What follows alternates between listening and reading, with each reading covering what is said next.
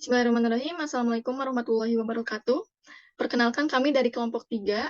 Di sini kami akan menjelaskan mengenai IT for Competitive Advantage atau teknologi informasi untuk keunggulan kompetitif yang beranggotakan saya sendiri sebagai moderator Siti Sarah. Lalu untuk pematerinya ada Fajar Ilham Firdaus, Ilmi Nafila, Reza Ananda Putra, dan Revan Pepiana. Nah, sebelum ke materi inti, alangkah baiknya kita mengetahui terlebih dahulu apa itu keunggulan kompetitif. Nah, menurut Michael Porter, dalam bukunya, keunggulan kompetitif merupakan kegiatan menciptakan dan mempertahankan kinerja unggul. Suatu perusahaan dikatakan memiliki keunggulan kompetitif atas para pesaingnya bila mampu mempertahankan laba yang melebihi rata-rata untuk industrinya. Langsung saja kita ke materi inti yang akan dibawakan oleh Reza. Kepadanya dipersilakan. Selanjutnya, ada manfaat keunggulan kompetitif. Manfaat keunggulan kompetitif bagi perusahaan terbagi menjadi dua. Yang pertama, meningkatkan kekuatan dari sebuah tim. Secara umum, perusahaan akan memiliki reputasi yang baik, memiliki keuangan yang baik selama beberapa tahun ini. Proses kerja dalam sebuah tim pada perusahaan akan menjadi lebih efisien. Yang kedua, mempengaruhi peluang perusahaan di antara pasar-pasar atau organisasi lainnya, menjadi lebih maju dan unggul dari yang lainnya. Untuk mampu bersaing dan secara efektif mampu melakukan persaingan atau kompetitif, maka perusahaan harus mampu mengidentifikasi dan memanfaatkan semua peluang yang tercipta. Secara bersamaan, juga harus mampu mengidentifikasi peluang kewirausahaan yang baru. Baik, selanjutnya ada rantai nilai. Rantai nilai adalah konsep yang digunakan dalam manajemen bisnis untuk menggambarkan serangkaian aktivitas atau proses yang menciptakan nilai tambah dalam proses produksi dan pemasaran produk atau layanan. Konsep ini dikembangkan oleh Michael Porter pada tahun 1985. Selanjutnya ada aktivitas utama. Yang satu yaitu logistik masuk. Ini mencakup semua aktivitas terkait dengan pengadaan, penerimaan, penyimpanan, dan distribusi bahan baku yang diperlukan untuk produksi. Yang kedua ada operasi atau operation. Aktivitas ini melibatkan proses transformasi bahan baku menjadi produk jadi. Yang ketiga ada logistik keluar. Uh, ini mencakup semua aktivitas terkait dengan penyimpanan, pengemasan, dan pengiriman produk kepada pelanggan atau distribusi ke titik penjualan. Yang keempat ada penjualan atau sales. Aktivitas ini melibatkan usaha untuk memasarkan dan menjual produk kepada pelanggan dan termasuk periklanan, promosi, penjualan langsung, dan strategi pemasaran lainnya. Yang kelima ada layanan servis. Ini mencakup pelayanan pelanggan pasca penjualan seperti pemeliharaan, perbaikan, dukungan teknis, dan layanan pelanggan secara umum. Selain aktivitas utama dalam rantai nilai, terdapat juga aktivitas pendukung yang sangat penting untuk mendukung kelancaran dan efisiensi operasional. Yaitu ada yang pertama, infrastruktur perusahaan.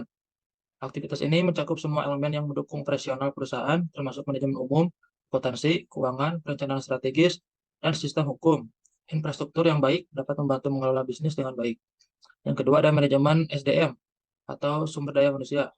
Ini melibatkan pengelolaan aspek sumber daya manusia seperti rekrutmen, pelatihan, pengembangan, kompensasi, dan manajemen kinerja. Yang ketiga yaitu perkembangan teknologi. Aktivitas ini mencakup penelitian, pengembangan, dan penerapan teknologi baru untuk meningkatkan produk atau proses bisnis. Teknologi yang canggih dapat meningkatkan efisiensi dan inovasi. Lalu yang keempat, yang terakhir, ada pengadaan atau pro-recruitment. Ini melibatkan pengadaan bahan baku, komponen, peralatan, dan layanan yang dibutuhkan oleh perusahaan untuk operasionalnya. Baik, selanjutnya terdapat 5 strategi untuk menghadapi keunggulan kompetitif dalam dunia bisnis.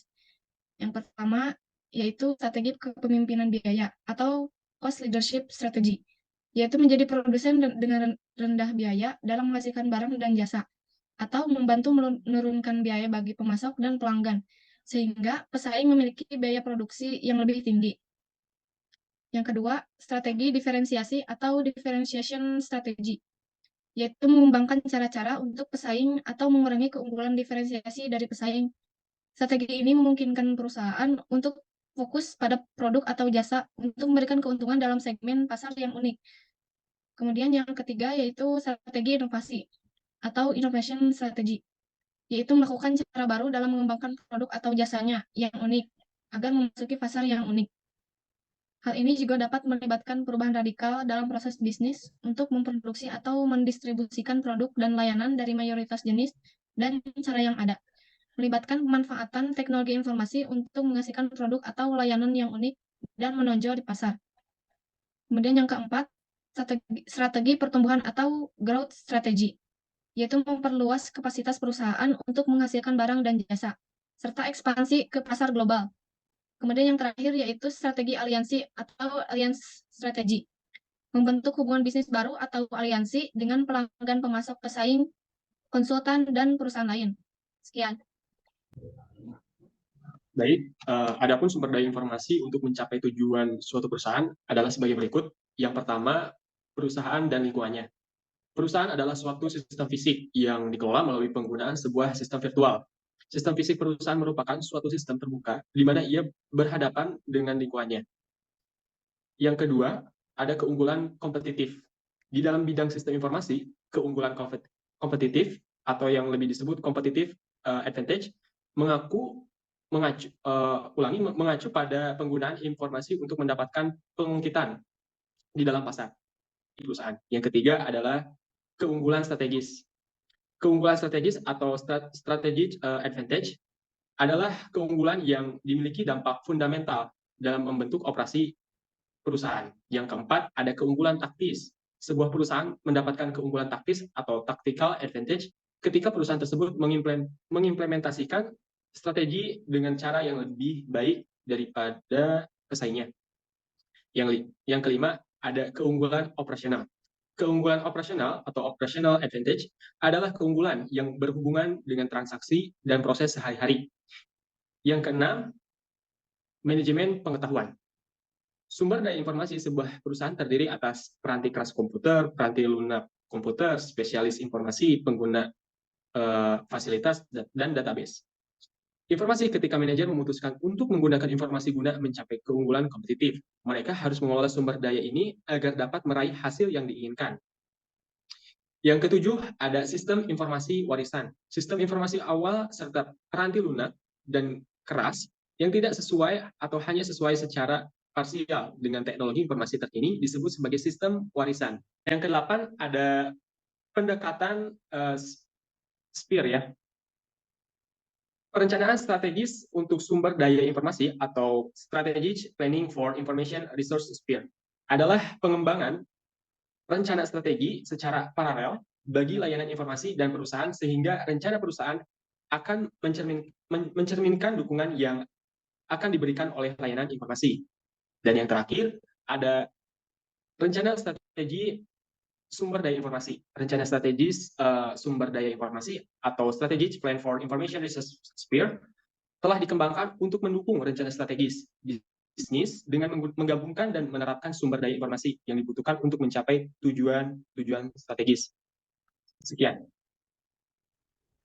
Baiklah, tiba saatnya untuk membahas mengenai studi kasus, yaitu untuk mengcompare dan kontras 3 buah penelitian atau 3 artikel. Yaitu yang pertama adalah analisis strategi bersaing pada business branch, Salatiga menggunakan Porter's 5 Forces. Pada penelitian ini, penulis ingin mencoba untuk meningkatkan keunggulan kompetitif business branch Salatiga dalam bersaing pada industri penyedia layanan internet. Lalu, kemudian penulis akan melakukan analisis berdasarkan McFarland Strategic Grid untuk mengelompokkan sistem informasi atau teknologi informasi yang telah diterapkan dan yang akan direncanakan ke depan. Untuk mengetahui kekuatan posisi persaingan business branch, dilakukan analisis 5 kekuatan Porter. Nah, yaitu yang pertama, ancaman pendatang baru. Nah, ancaman ini menentukan seberapa mudah atau sulitnya untuk masuk ke industri tertentu. Lalu yang kedua, ada daya tawar pemasok. Nah, daya tawar pemasok yang kuat memungkinkan pemasok untuk menjual bahan baku pada harga yang tinggi ataupun menjual bahan baku yang berkualitas rendah kepada pembelinya. Lalu yang ketiga ada daya tawar pembeli. Nah, kekuatan ini menilai dari daya tawar atau kekuatan penawaran dari pembeli atau konsumen. Semakin tinggi daya tawar pembeli, maka dalam menuntut harga yang lebih rendah ataupun kualitas produk yang lebih tinggi, semakin rendah profit atau laba yang akan didapatkan oleh perusahaan. Lalu yang keempat ada ancaman produk pengganti. Nah, hambatan atau ancaman ini terjadi apabila pembeli atau konsumen berhadapan dengan produk pengganti yang lebih murah atau produk pengganti yang memiliki kualitas lebih baik dengan biaya pengalihan yang rendah. Lalu yang terakhir ada persaingan dengan kompetitor sejenis. Nah, dalam model ini, persaingan dengan kompetitor sejenis inilah yang menjadi faktor utama dalam persaingan bisnis. Persaingan bisnis yang kian ketat terjadi jika banyaknya perusahaan pesaing yang merebutkan pangsa pasar yang sejenis. Lalu selanjutnya, di sini ada beberapa tabel. Yang pertama tabel pemetaan McFarland Strategic Grid.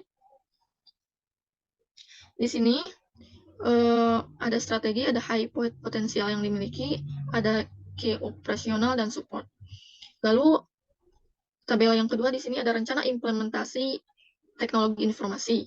Nah, di sini yang harus diperbarui dan harus direncanakan. Di sini yang telah ada di perusahaan, tapi di sini yang belum ada yang direncanakan. Itu harus dipertimbangkan. Lalu selanjutnya ada rencana portofolio berdasarkan McFarland Strategic Grid. Nah, di sini seperti yang tadi, tapi lebih lengkapnya lagi dengan perencanaan. Nah, selanjutnya yang kedua, judul kedua, perencanaan strategis sistem informasi dengan metode Ward and Pippard pada perusahaan ekspedisi. Studi kasus Tiki cabang kota Salatiga. Nah, di sini sama halnya dengan penelitian yang sebelumnya, penelitian ini memiliki tujuan untuk mengetahui strategi untuk meningkatkan keunggulan kompetitif pada suatu perusahaan. Namun yang membedakannya adalah jenis dari perusahaannya, yaitu yang bergerak di bidang ekspedisi. Selain itu, penelitian ini tidak hanya fokus menggunakan analisis model 5 kekuatan Porter saja, melainkan juga dengan menggunakan Ward and Pippard yang di dalamnya terdapat teknik analisis yang diimplementasikan, yaitu seperti SWOT, value chain, dan analisis PES, untuk menganalisa seperti apa lingkungan bisnis internal maupun eksternal beserta dengan resiko-resikonya.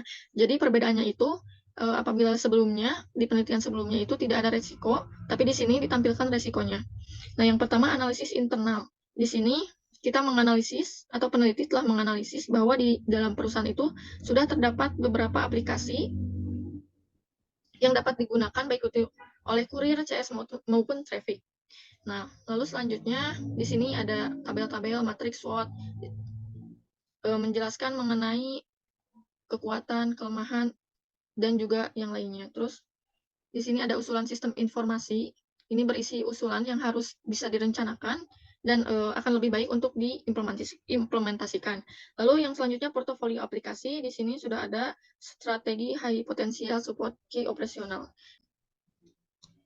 Lalu yang selanjutnya, di sini ada analisis kesenjangan aplikasi. Nah, seperti yang sebelumnya, di sini ada yang harus di-upgrade seperti Smart dan DMS, ini yang sudah ada di perusahaan. Terus yang harus di-delete atau dihapus itu Tiki CS Auto.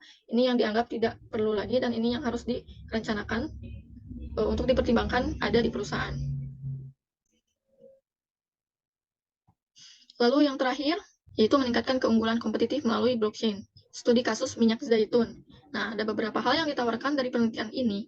Jadi perbedaannya dengan penelitian yang sebelumnya itu sama-sama untuk mengetahui upaya untuk meningkatkan keunggulan kompetitif, tapi ini lebih fokus ke penerapan teknologi, yaitu teknologi blockchain. Nah, yang ditawarkan dari penelitian ini yaitu yang pertama menjelaskan bagaimana penerapan blockchain teknologi pada konfigurasi baru untuk rantai pasokan minyak zaitun, atau disingkat dalam bahasa Inggris itu OOSC, dapat membantu berbagai informasi dalam rantai untuk mengumpulkan nilai tambah melalui visibilitas dan kebenaran informasi yang lebih baik. Yang kedua, menghadirkan sistem BT atau blockchain yang komprehensif untuk menghubungkan fisik dan dunia digital dengan menggunakan kontrak pintar dan teknologi canggih. Yang terakhir, mendukung argumen penelitiannya dengan kasus penggunaan teoritis dengan perhitungan analisis mengenai keuntungan finansial yang dapat dihasilkan setelah penerapan blockchain teknologi.